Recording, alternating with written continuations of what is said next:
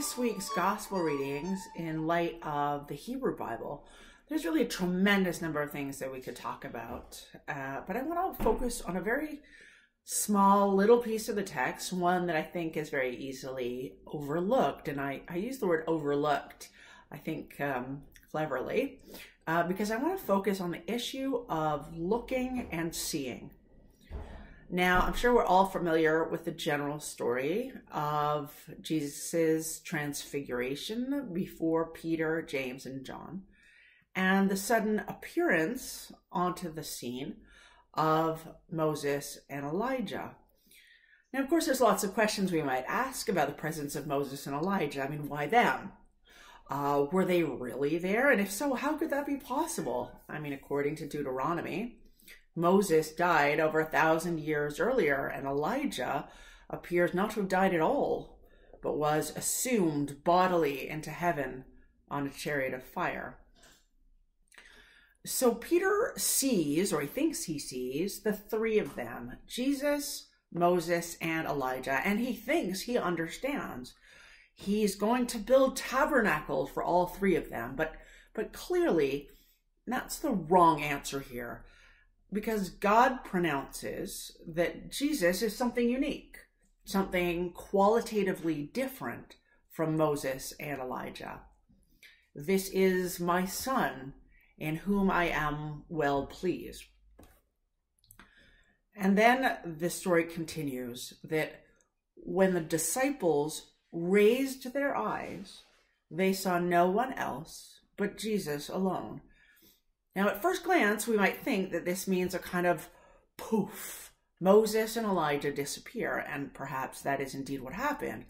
But read against the background of the Old Testament, it is extremely clear that the message here is something other than they were here and now they're not, a kind of statement of fact. And the hint is that they raised their eyes and saw, an expression with rich connotations in the Hebrew Bible. In Genesis, Abraham lifted his eyes and saw the ram caught by his horns.